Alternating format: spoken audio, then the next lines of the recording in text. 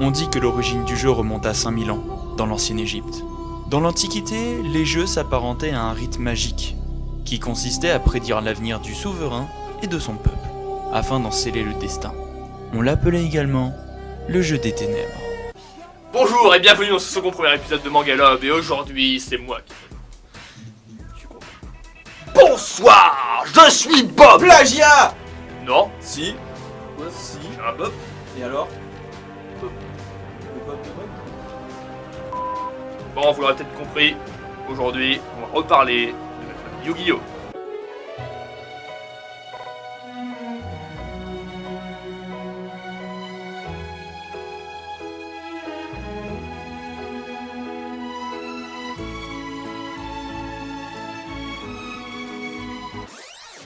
C'est l'heure du Mangalob.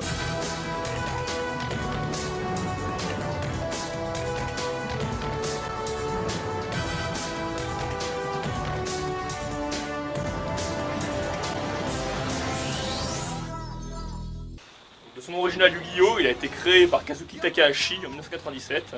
Il a été édité par Kana en 38 tomes.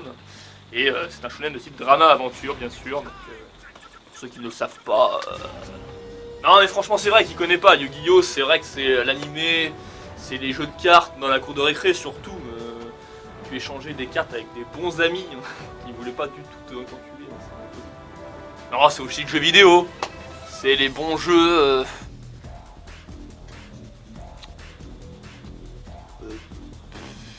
Ouais, enfin ouais, c'est le jeu vidéo. Non mais à la base, Yu-Gi-Oh! C'est vrai que c'est pas qu'un jeu de cartes. C'est surtout, et c'est pour ça qu'on est là, un manga avec des règles bien piquées des hannetons. Je vais donc vous conter ses origines. Tout commence avec un jeune lycéen du nom de Yugi, qui, par on ne sait quel miracle des shonen, reconstruit un puzzle vieux de 3000 ans. Ce dernier contenait l'âme d'un pharaon égyptien, lui aussi vieux de 3000 ans, d'ailleurs pas mal conservé pour son œuvre. Yu-Gi-Oh! Commence donc comme un manga un peu dark, et donc non comme un manga mignon. N'oublions pas que la spécialité du pharaon, c'est quand même la torture avec des jeux de sadiques. Attention, il est fortement déconseillé de reproduire cela chez vous sans la présence d'un adulte qualifié possédant un diplôme de cette spécialité.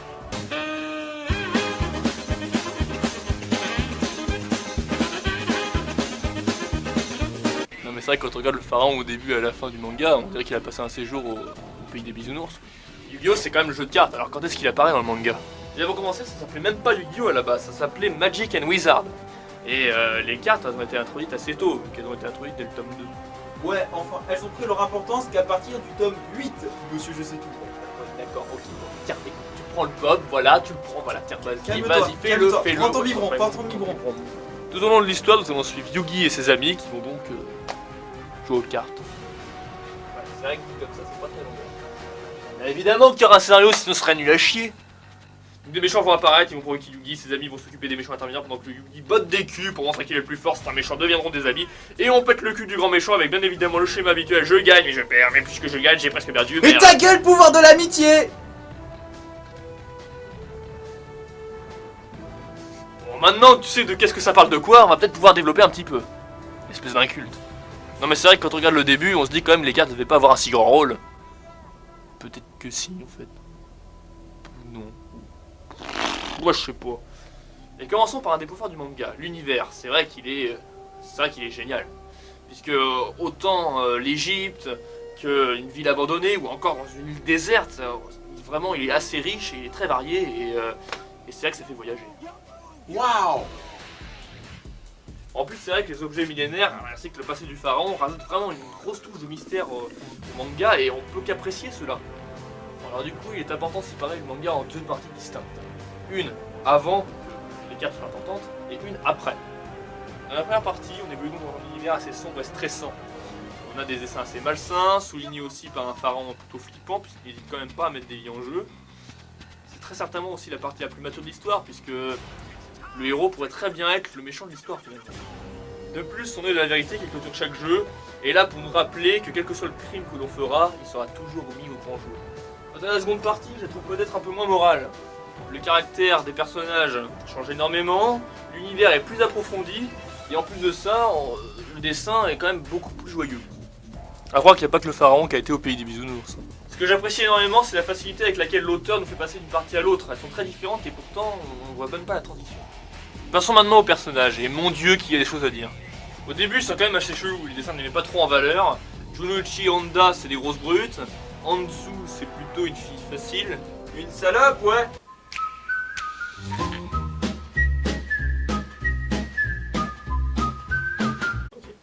Le prix Nobel de la tête à claque, slash victime, slash naïf, slash bab tout fragile revient à Yugi. Oh mon dieu, c'est vrai. Oh merci, merci, merci. Ah, je suis fier. Et voilà, vous méritez vraiment ça.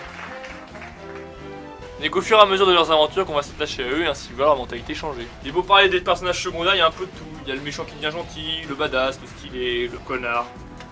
Et Mai. Un personnage très bien développé si tu vois ce que je veux dire. Cette réplique est sexiste. Non, puisque il y a que Mai qui Mai.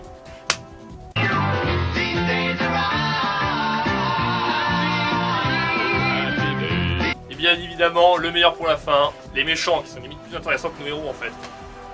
Et bien développés, cohérents. C'est pas juste des gens méchants. J'ose me dire qu'ils sont pas trop cool. Bon, c'est pas tout, mais faut qu'on fasse du clic nous. Alors, on va faire un top des choses what the fuck qu'on peut trouver dans Yu-Gi-Oh! Numéro 1. Les personnages sont complètement cons. Puis on a beau être dans un manga, y a absolument rien qui les étonne. Hey, bonjour, double de Yugi qui se loge dans son cerveau par l'intermédiaire d'un puzzle millénaire. Tu connais la dernière? J'ai failli mourir en jouant un jeu de cartes. Une vie de merde. Numéro 2. Le classique pouvoir de l'amitié. Hé je vais gagner. Oh putain non, je vais encore devoir passer sous la table. Oh non, j'ai perdu. Attends, à moins que... Oui, c'est le moment du pouvoir de l'amitié. Tous mes amis pensent à moi, là où ils sont.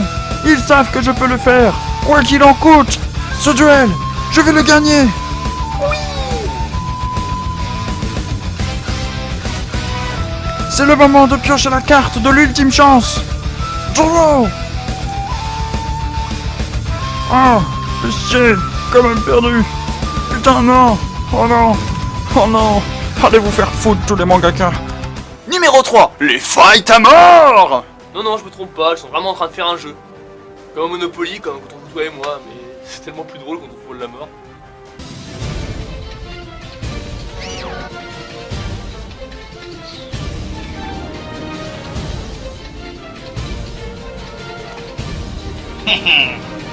Drago ultime aux yeux bleus. Attaque. Qu'est-ce que tu fais là? C'est pas une carte ça. On bat les couilles, frère.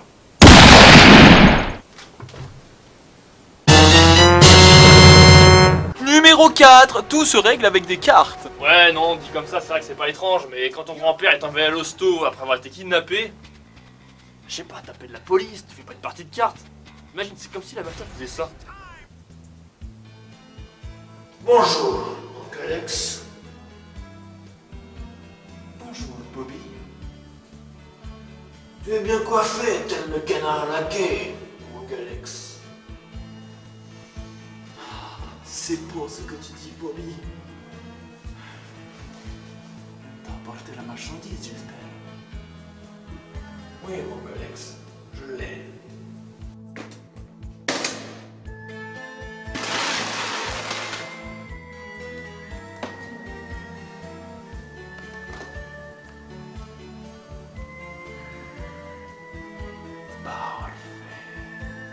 Je vois que tu n'as pas essayé de me duper cette fois.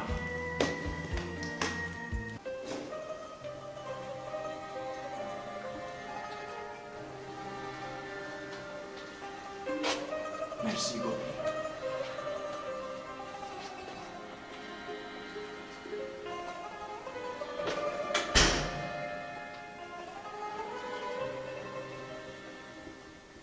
Numéro 5. L'école. Non, parce que je précise, c'est quand même des lycéens. Personne s'inquiète, les profs, les camarades de classe, leurs parents. Mais bon, même si on critique sur certains points, c'est vrai que Yu-Gi-Oh! Ça restera un manga qui nous aura fait rêver dans notre enfance, qui restera dans nos cœurs. Au même titre que Pokémon, Dragon Ball et plein d'autres. Bon, et la morale que l'on retiendra restera à jamais gravée dans nos cœurs. Toujours croire en ses amis. Même quand t'es roux. Voilà, qu'est-ce que t'as dit? Qu'est-ce que t'as dit? Écoute mon petit Mathéo, pas volé ton goûter.